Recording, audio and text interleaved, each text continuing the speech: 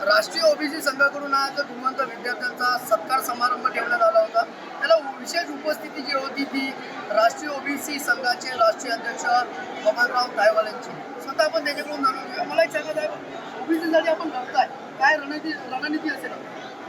आमची रणनीती मागील 10 वर्षापासून ही ठरली आणि सातत्याने ती आम्ही राज्यातच नव्हे तर देशभर राबवतो. ओबीसी समाजामध्ये देश पातळीवरती ज्या 3742 जाती आणि आपल्या राज्यामध्ये जवळजवळ 400 जाती आहेत. या जाती समूहातला जो ओबीसी प्रवर्ग, त्या ओबीसी प्रवर्गाला संविधानाने ज्या सोयी सवलती अधिकार मिळायला पाहिजे ते स्वातंत्र्य झाल्यापासून आजपर्यंत या स्वतंत्र भारतामध्ये मिळत नाही. ते मिळवून घेण्याकरता राष्ट्रीय ओबीसी महासंघ हा सातत्याने विविध मार्गाचा अवलंब करून लढा देत आहे आणि त्या लढ्याला हळूहळू आज यश यायला सुरुवात झालेली आहे, पूर्ण आलेलं आहे असं मी म्हणणार नाही. आतापर्यंत केंद्र शासन आणि राज्य शासनाला 2016 पासून आतापर्यंत ओबीसी समाजाचे विद्यार्थी, युवक आणि सामान्य माणसाच्या उत्थानासाठी प्रगतीसाठी 58 शासन निर्णय काढावे लागले. ज्यामध्ये महाराष्ट्रामध्ये ओबीसी मंत्रालयाची स्थापना आहे, महायुती संस्थेची स्थापना आहे, हॉस्टेल सुरू करण्यात आलेले आहे, ज्यांना हॉस्टेलमध्ये प्रवेश मिळणार नाही त्यांना स्वाधार योजना सुरू झालेली आहे, मुलींना 100% स्कॉलरशिप लागू झालेली आहे. अशा योजना ज्या कधी नव्हत्या त्या आम्ही राज्य शासनाला आणि केंद्र शासनाला सुरू करण्याकरता बाध्य केलं आणि त्याची शासन निर्णय निघाले, त्याची अंमलबजावणी सुद्धा सुरू झालेली. त्याचा फायदा अनेक ओबीसी विद्यार्थी, युवक आणि सामान्य माणसांना मिळत आहे. घरकुल योजना ओबीसी समाजाची मिळते. घरकुल योजना आम्ही या महाराष्ट्रामध्ये सुरू करायला लावली. 3 वर्षामध्ये 10 लाख घरं हे ओबीसी समाजाच्या लोकांना मिळणार आहे. आतापर्यंत फक्त एसटी आणि एसटी समाजाला लागले. आमचा ओबीसी समाजसुद्धा गाव खेड्यामध्ये पुण्याच्या पत्रामध्ये राहतो. त्यांना आता ही घरकुल योजना सुद्धा सुरू झालेली आहे. NCPC सारख्या संस्थेला स्वायत्त दर्जा मिळालेला आहे. ऑल इंडिया मेडिकल कोटामध्ये ओबीसीला रिझर्वेशन होतं, आरक्षण होतं. ते आरक्षण आम्ही सुरू करण्याकरता केंद्र सरकारला बाध्य केलेलं आहे. म्हणजे जिथे जिथे आमच्या अधिकारावरती संविधानानुसार मिळायला पाहिजे त्या अधिकारावरती गदा आणण्याचं काम केलं जात होतं, त्याच्या विरोधामध्ये संघर्ष करून ते अधिकार आम्ही मिळवत आहोत आणि हा ओबीसी समाजाच्या एकजुटीचा विजय. आज सांगितल्याप्रमाणे देशातल्या 3742 जाती आणि महाराष्ट्रातल्या 400 जाती एकत्रित येऊन आम्ही ओबीसी आहोत, जय ओबीसीच्या नाराखाली ते एकत्रित येतात, डोके दाखवतात आणि सामूहिकपणे संघर्ष करतात. त्याला दिवसेंदिवस या राज्यात आणि म्हणून जरांगे देखील आता ओबीसी पुन्हा एकदा शासनाला कोंडीत पकडण्याचा प्रयत्न करत आहेत. मुंबईमध्ये मी अनेकदा आपल्या माध्यमातून सांगितलं की त्यांना काय करायचं ते त्यांनी करावं. प्रत्येक व्यक्तीने आपल्या समाजासाठी संघर्ष करावा. आम्ही जसं आमच्या ओबीसीच्या संविधानिक अधिकाराचं संरक्षण करण्यासाठी आम्ही करतो. जेव्हा सुरुवातीला ही मागणी आली तेव्हाच आम्ही संघर्ष केला.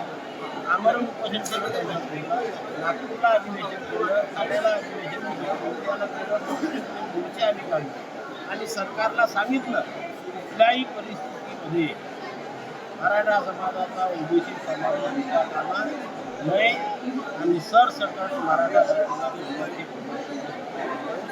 नाही. सरकारची जर भूमिका असते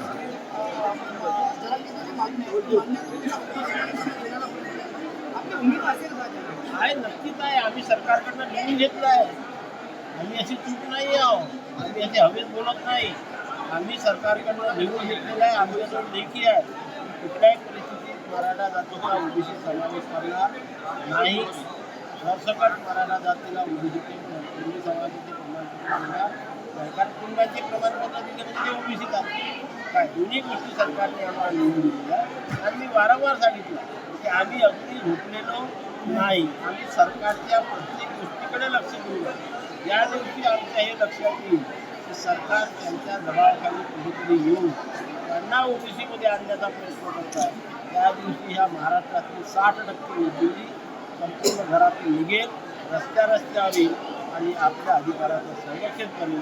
कुठल्याही परिस्थितीत आम्ही मराठा समाजाला ओबीसी मनोज जरांगे पाटील हे दबाव टाकण्याचा प्रयत्न करतायत, सरकारवर दबाव टाकण्याचा प्रयत्न करतायत. एवढे मोठ्या प्रमाणात मराठीतून मुंबईला जात आहेत, नेमकं काय त्यांच्या दबाव सरकारवर दबाव वाढवण्यासाठी हा सर्व प्रकार आहे? हे त्यांचा प्रयत्न करत असतील तो त्यांनी करावा. त्यांच्यापेक्षा डबल शक्तीने आम्ही प्रतिकार करू ना. ज्या दिवशी आमच्या लक्षामध्ये येईल आम्ही त्यावेळेस त्यांच्यापेक्षा डबल शक्तीने प्रतिकार केला म्हणून सरकारने आम्हाला लिहून दिलं. आम्ही लिहून देण्यात आम्ही आमचं आंदोलन सुरू ठेवतो. मग आम्ही कुछ करतो का? आम्ही काही कमी नावलं संख्येने आम्ही आमची ताकद दाखवली. आता वारंवार ताकद दाखवायची गरज नाही. ते वारंवार तेच करतात, हेच ताकद. पण आम्ही एकदा ताकद दाखवली, पुन्हा दाखवली आणि आता जेव्हा गरज पडेल तेव्हा पुन्हा दाखवू. ही आमची मानसिकता आहे, ही आमची तयारी आहे. त्याच्याकरता आम्ही पूर्ण ओबीसी सज्ज आहोत. आज आपण बघितलं की खामगावसारख्या शहरामध्ये या सभागृहामध्ये बसायला जागे आता ओबीसी जागृत झालेला आहे, आपल्या अधिकारांची जागृत झालेला आहे. आणि जेव्हा आपल्या अधिकाराचं संरक्षण करण्याची वेळी नक्कीच या राज्यातील प्रत्येक गाव खेड्यातला शहरातला ओबीसी रस्त्यावरती येऊन मग आम्ही आमचं मनोज जरांगे पाटील असं म्हणतात की जोपर्यंत आरक्षण घेणं स्वस्त बसणार नाही, घेईल तर ओबीसी मधूनच आरक्षण घेईल. त्यांची भूमिका आहे. त्यांची तर भूमिका असू द्या.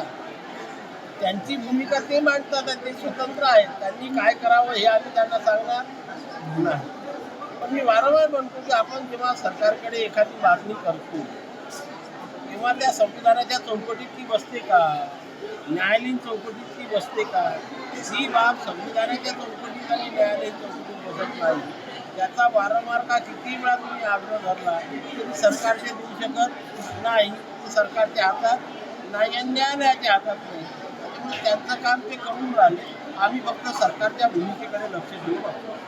हे होते बबनराव तायवाडे यांनी त्यांनी स्पष्टपणे सांगितलेलं आहे की ओबीसीमधून मनोज जरांगे पाटलांच्या मागणीला त्या ठिकाणी यश येणारच नाही आणि ओबीसीमधून तर हे जे आहे आरक्षण मागतायत ते आरक्षण देणार नाही, कारण सरकारने त्यांना अगोदरच लेखी स्वरूपात अशा प्रकारे कळवलेलं आहे. ओबीसीमधून मनोज जरांगेचं जे काही मागण्या आहेत ते पूर्ण होऊ देणार नाही किंवा हे मागण्या पूर्ण होणार नाहीत असं लेखी पत्र देखील शासनाने ओबीसी समाजाला या ठिकाणी दिलं असल्याचं बबनराव तायवाडे यांनी बोलताना व्यक्त केलं आहे. राहुल खंडारे, न्यूज 18 लोकमत, बुलढाणा.